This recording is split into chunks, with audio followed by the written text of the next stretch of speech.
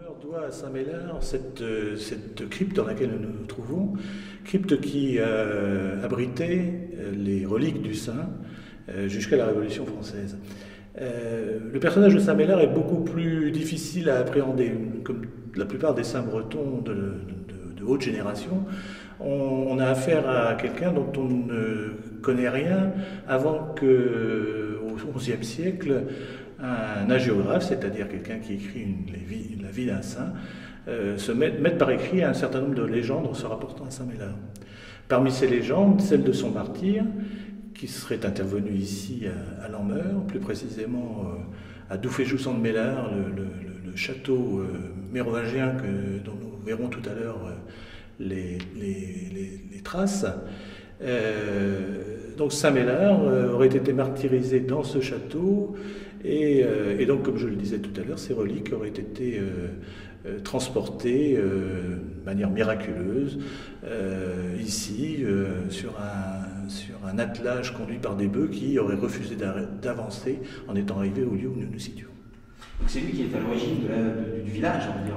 Ah, c'est lui qui est absolument... Le culte de Saint-Médard est probablement celui qui a permis effectivement d'installer ici à Lambert une communauté qui était donc autour de ce sanctuaire, une communauté, donc d'abord une communauté religieuse, même si c'est très conjectural, on est obligé d'expliquer que probablement effectivement un clergé soit régulier, soit séculier, mais en tout cas s'occupait du sanctuaire ici, et en même temps du sanctuaire de Notre-Dame de Kernitron, qui se situe également sur le territoire de la commune de Lambert.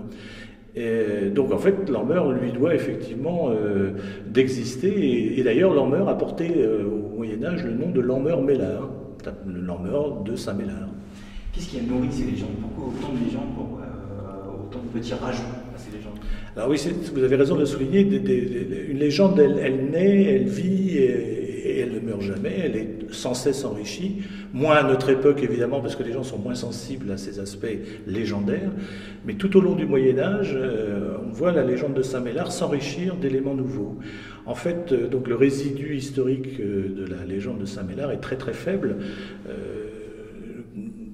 On ne peut pas se prononcer sur l'existence même du saint, on peut l'admettre comme un fait avéré, mais on ne sait rien de son existence de manière tangible avant, comme je l'ai dit, qu'un hagiographe au XIe siècle ne mette par écrit des légendes qui avaient déjà probablement cours ici, sur place.